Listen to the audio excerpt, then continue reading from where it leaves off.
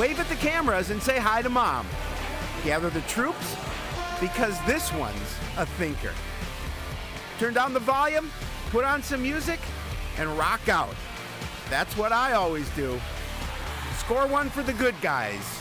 Sports Night is next.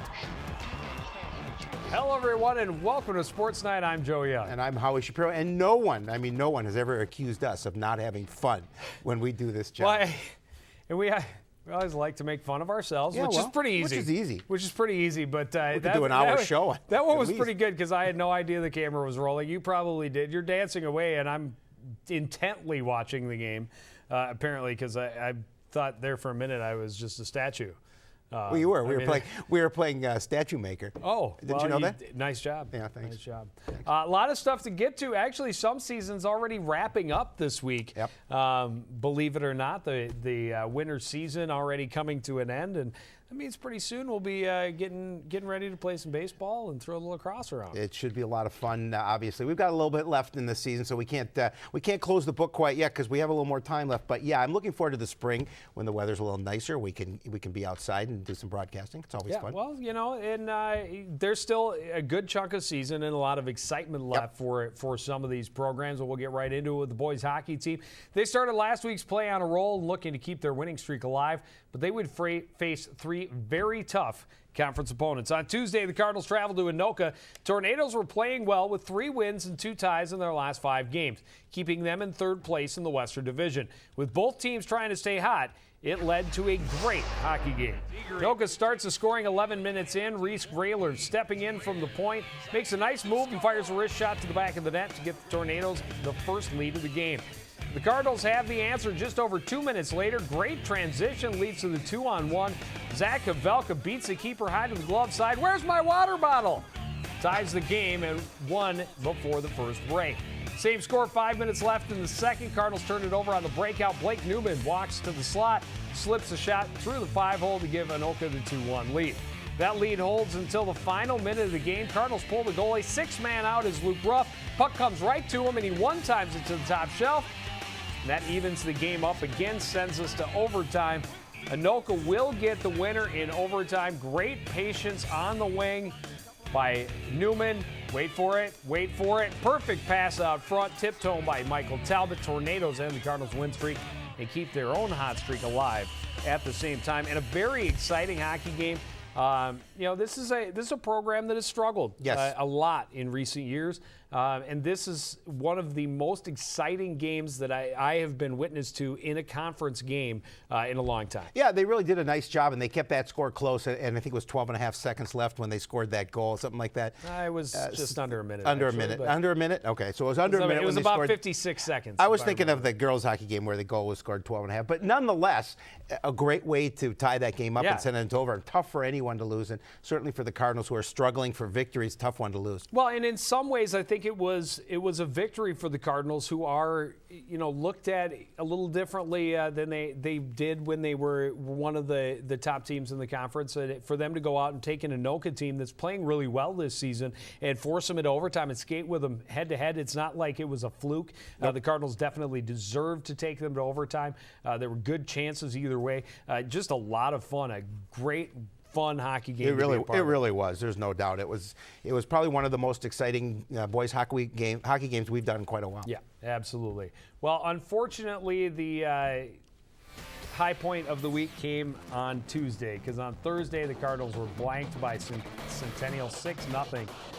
Shots 34-13. Max Ammon got the start in net for this one. We're still waiting to see if Zach St. John will make it back in time for the playoffs. And then on Saturday, their one game against Blaine, and they lose this one 9-1. And I forgot to change the stats. Actually, Ammon did not have all 29 saves. Ty Hansen did come in for the second half of the game, so they split this game, and Hansen played the second half. But that's not how it looked on the hub. But talking with Ty and his parents at the rink last night, both goaltenders, Max Ammon and Ty Hansen, doing a nice job stepping in, not expecting to get that because St. John has been so strong in net the last couple of seasons. And for him to go down here late in his senior year is a little bit spooky. They do still expect that he may have a good chance of getting back for maybe one regular season game and then in time for the playoffs. Yeah, that's what he was hoping. We spoke to him at the Anoka game. He was hoping to be back by that last regular season game, so he gets one game in under his belt before the section starts. Yeah. This week, the Cardinals at Andover on Thursday. They host Champlin Park on Saturday. Well, the girls hockey team opened the section tournament play on Saturday facing the Mounds View Mustangs. Cardinals were the number 6 seed with Mounds View number 3, but the field, as even as it was, every team had a chance to make it state. The two teams played a scrimmage during the holidays and it was a tight battle. This game would be no different. Coon Rapids not discouraged by their seed, ready to overachieve in the postseason, and they take the action to the Mustangs midway through the first. Hanula's shot is tipped past the keeper, but Hackett's goal is waved off for a high stick. We're going to take another look at it in slow motion. It looks like her stick is below the crossbar when it makes contact. Tough call for the official. Tough break for Coon Rapids. That's a tough one, Joe, no doubt about it. Took it right out of the goalie's glove. This is a beautiful tip. Beautiful. Cardinals still able to get on the board first. Power play late in the opening period. Good movement to the near side. Maddie Bloomker's shot sneaks through the 5-hole to give the Cards a 1-0 lead after the first. We're going to move to the second period. Nice celebration for the Cardinals there. The second period, Mounds View able to use their speed to bring a little more pressure to the Cardinals' end. Kayla Collins flying down the wing has a good angle, but Buell makes the save look easy. But the Mustangs keep coming. Rachel Anderson gets around the top of the circle. Her shot takes a funny bounce. Buell makes the save, but Lauren Janke is right there to jam the rebound home and even the score at a goal apiece. We're late in the period. Cardinals get a little sloppy and it costs them. Anderson picks the loose puck up, takes it behind and wraps it in for the go-ahead goal. Mustangs take a 2-1 lead going into the third. Good action at both ends and both teams getting chances in the final period. Early on, it's Mounds View buzzing. Buell flopping all over, able to keep the puck in front of her. As you can see here, and finally able to cover it up. That was a tough one right in front of the net. She was able to stay with it. Cardinals going to force a turnover just outside the Mustang zone. Lily Hackett takes it in wide, makes a nice feed out front, but Dingman closes the door on the point-blank shot by Brina Del Castillo. And she makes the save late in the period. Another great chance for the Cardinals, but Dingman is up to the challenge. Back-to-back shots, and she covers it up to keep the 2-1 lead. And the Mustangs continuing to push for that insurance goal. Good speed by Anna Solheim. She gets around the corner. Buell makes the save. Another scramble for the rebound, but Buell able to find it and cover it up. Cardinals had a couple of chances in the final minute. They're going to come up empty, and their season ends with a 2-1 loss.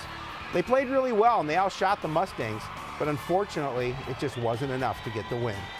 And their season is now over. Yeah, and it was a great game, and all 5 games in the section thus far actually decided by 1 goal. It's interesting. Those are the seed numbers. I'm like looking at 4-1, 2-3. I'm like, what? Yeah, the top 4 seeds did advance. No upsets, but all 5 games, including the pigtail game, Anoka beating. Blanking on who the 15 was, but 19 was. It doesn't matter. All 5 were 1-goal games. Champlin Park winning against Irondale in overtime. So a really tight section. The Cardinals were really hoping to see Blaine one more time. They were. Did not lose to the Bengals this season, and according to Coach Christofferson, she said she thinks that's the first time in Coon Rapids history that they have not lost a game to the Blaine Bengals.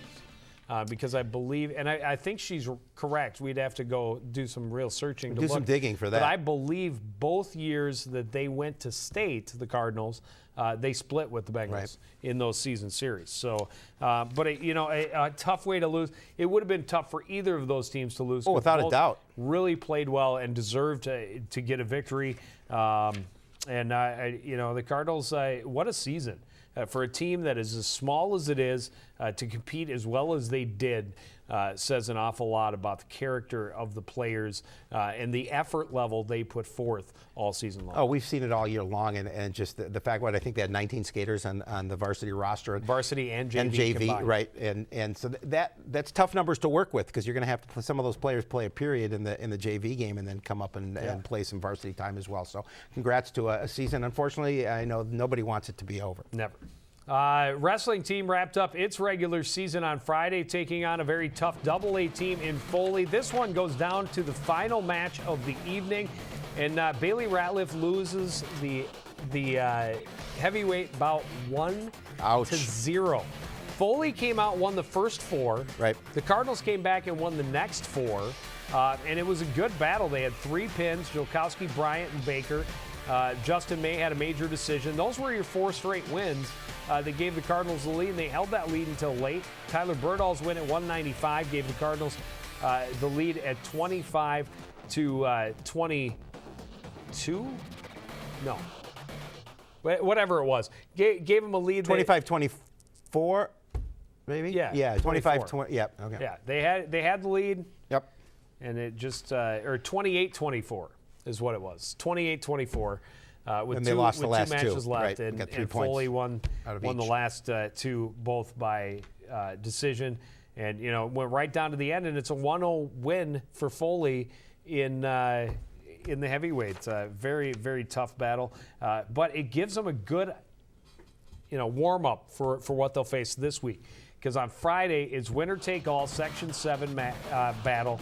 There are your brackets. The Cardinals, the number 2 seed, they get Forest Lake in the first round. Should they advance, and they should.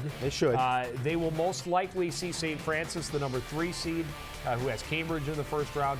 And that should be a good battle. Remember, St. Francis and Coon Rapids tied early in the year. Yes, they did. And it was a penalty point a little controversial that hurt him and should have been a win. Anoka, the number 4 seed, gets Elk River, number 5 in the first round. And St. Michael Albertville, by far the number 1 seed, will beat up on Blaine in the semifinals or in the quarterfinals. But hey, good luck to the Bengals. Maybe they pull one out. I'm not going to hold my breath for that one.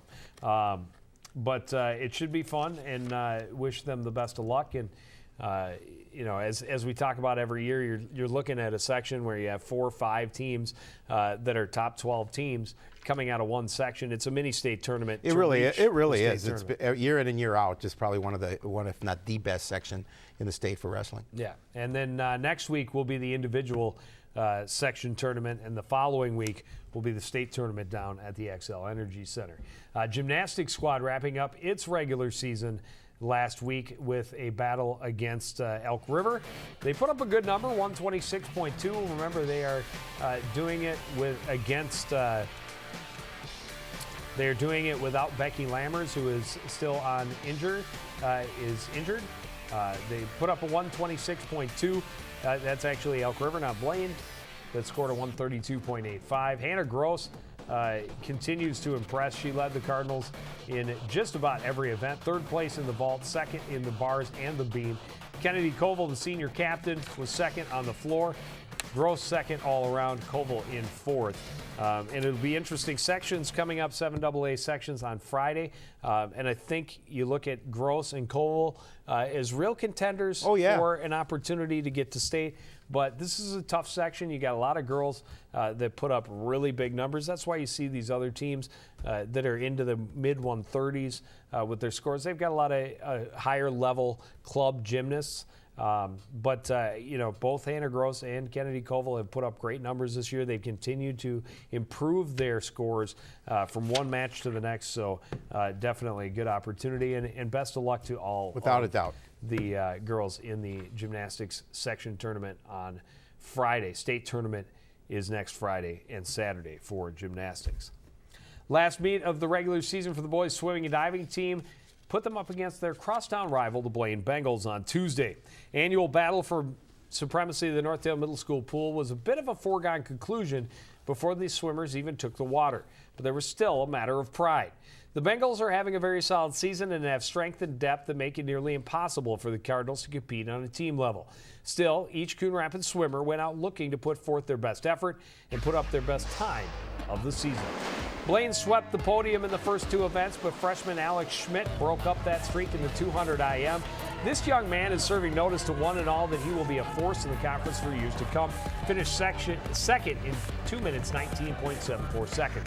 Cardinals' podium places were few and far between. Cole Johnson was second in diving, and it wasn't until the seventh event that another swimmer, Cardinal swimmer, is a top three. Senior captain Austin Frazier, well behind the leader, but takes second in the 100 free in 55.22 seconds.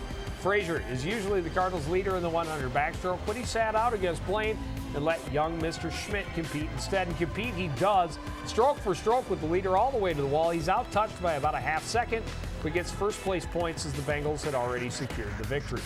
One more race to show you. It's Austin Frazier again, this time in the 100 breaststroke. Not his best event, but he still puts up a solid time. He gets to the wall in 1 minute, 18.75 seconds, which is well behind the leader, but still qualifies as a first place finish. Cardinals fall in this one, 107-64.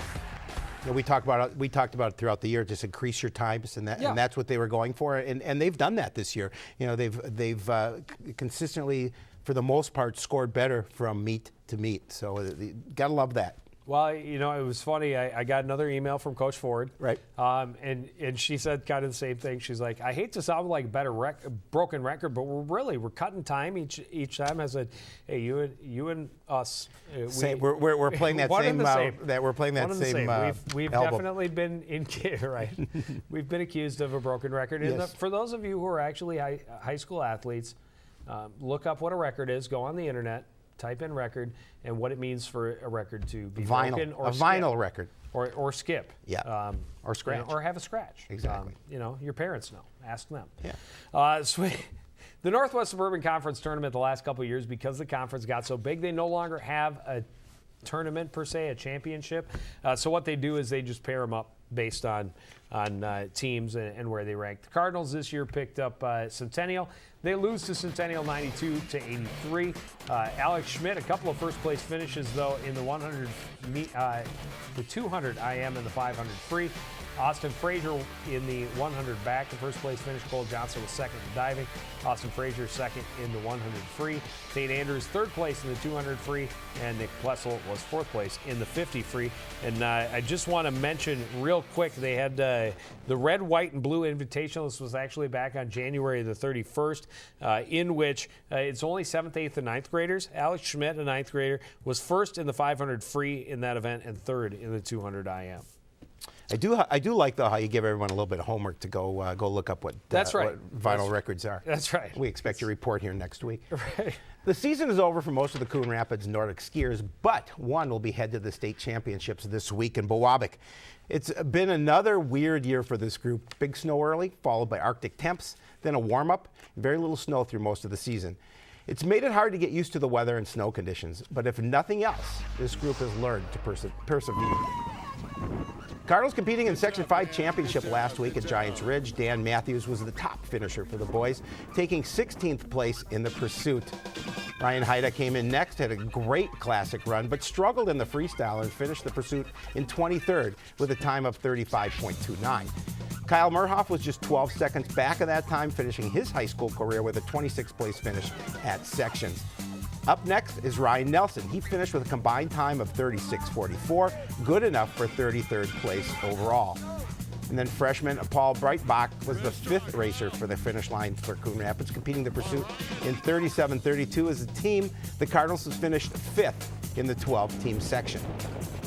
Well, the girls' team is about senior leadership and a strong youth movement. Seniors Alexa Zabaski and Jessica Swanson put their solid times in their final high school event. Zabaski finished 58th and 50.11, with Swanson 2 spots and 9 seconds back.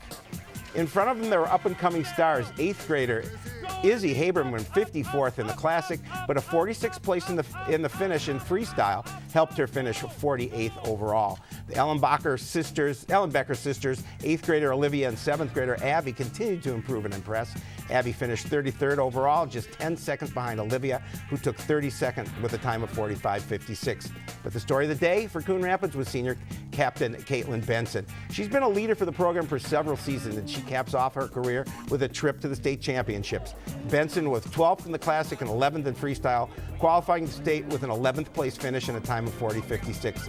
She's headed back to Giants Rib in Mowabic for next week's state meet. This week's state Thursday. meet. Thursday is correct. And there it is. Congratulations to her. Absolutely, and best of luck. A fitting place for her to finish her high school career.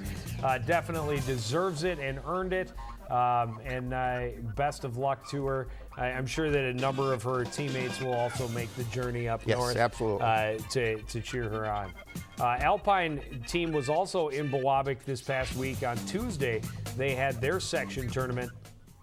And unfortunately, none of the Alpine skiers were able to make the jump and be back there for this week's state meet. There's a look at the boys team. Josh Wieland was the top finisher for the Cardinals. He was 75th on the first run, 72nd on the second, finished 67th overall. Jake Luer was 85th overall. Matt Marcellin, 100th even. Kind of a cool number. 1 minute, 51.86 seconds combined. Nico Tweedy. Love it. Which gladly is not a senior. And we will get to see that name some more. I think we need to, Cardinal coaches out there, recruit this kid to play some fall and spring sports. Because we need to see the name Nico all year Tweedy long. All year long. That's a good one. Sides rounds out the Cardinals group with a 105. Cardinals finish in 18th place. On the girls' side, only 3 members, so they don't have enough to have a team finish. But a nice finish for the girls. Molly Bolin finished 22nd overall with a combined time of 1 minute, 25.09 seconds. Emma Bolin finished in 67th with Emma Pearson not far back in 69th. And they would have had their state tournament this week up in Mowabic as well. But I believe Molly Bolin missed the cut by just a couple of spots. Boys basketball team had a busy week against some very tough opponents. Started on Tuesday with a trip to Eden Prairie, and the Eagles just soar past the Cardinals, 71-30 the final in this one. None of the Cardinals able to get into double digits. Timmy Wynn led the team with 9 points, 5 boards. Brody Lang had 8 and a couple of steals, 5 points for Foy, 4 points for Rask, and Sam Carver, the big man in the middle, held it just 2 points and 5 boards. Even tougher competition. We talked about it last week. Chapel Park #1 in the state. And they play like it. They showed why. Yeah. They had 70 points by halftime. Yeah. 112-49. Timmy Wynn, though, nice game. 17 points, 6 boards. Jacob Dujmovic stepped in. He's picking up a little more PT later in the season. He's played well. 12 points and 3 boards. But let's just get rid of that one. We don't want to look at that anymore. Cardinals a much better game on Friday, playing Mountain West Tonka, a little more their level. They come up short, but it's competitive to the end. They lose by 6 points, 74-68. Timmy Wynn, 21 points, 8 boards. Dujmovic, another nice game with 14 points, 8 boards. Sam Carver back on the floor, had 10 and only 2 rebounds. I'm not sure if that was a misprint on the hub, but I got to take their word for it. I'm surprised to see the big man only getting a couple of boards in the game. Timmy Wynn's been filling it up too the last number of games. He's really been the leader for the Cardinals out there on the floor as far as scoring, and he's picked it up kind of as the year has continued. Well, and a weird thing happening this week. You don't see this very often, but the basketball team's playing on Monday nights. So the boys actually over at home playing against Anoka right now as we sit on the set on Monday night. Finish the end of the show first, and then you can go. And then get over there. They beat the Tornadoes early in the week. Early in the season, they're going for the season sweep. They'll be at Blaine on Friday. And Howie? We'll be there. All right. Well, to say it was a rough week for the girls basketball team may be a bit of an understatement. They faced 2 really good teams and were clearly out of their league. The Eden Prairie Eagles came to town on Tuesday, and while they were just over 500, they had lost several close games to other top-tier teams. They had just snapped a 4-game losing streak, and the Eagles came out flying against the Cardinals. Pressure defense helps Eden Prairie jump to the early lead. Isabel Levine with the steal feeds Christiana Carr underneath for the finish. They were two of the Eagles' 4 players to finish with double digits. Meanwhile, you can count the Cardinals' first half baskets on one hand. Carly Anderson gets an open look and hits from 17 feet. Those moments were few and far between. Eagles just doing everything well. Great transition down court. Rachel Platt gets the finish underneath. She had 13 for Eden Prairie.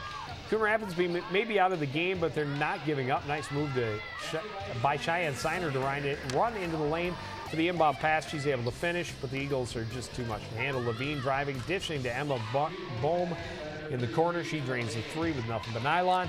Late in the half, Carr working off the dribble, drives to the lane and scores. Plus the foul. Eden Prairie up 47-9 at the half, on their way to an 81-17 win. That's a tough one. That's a tough one. And I'm sure Coach Pearson kind of scratching your head on that. 17 points in a game. That's difficult. 9 points in the first, 8 in the second. Yep. That's tough. And it didn't get much easier. Champlain Park pretty good. They met them on Friday. Doubled up by the Rebels again. 58-26. Megan Morehouse led the way with 7 points. Cheyenne Siner and Mackenzie Wilkins each had 4. Carly Anderson had 3, and then 4 players with 2 points each, and that included Kaylee Porish and Marina Nyberg, who you kind of count on to have a few more points than that. The girls are at Anoka tonight, Monday night. They're at Matamidi on Wednesday, and they host Blaine on Friday. Well, this past week, high school seniors across the country took part in National Signing Day, making their commitment to take their athletic careers to the next level. 3 Cardinals participated on Wednesday, putting pen to paper and making their intentions known.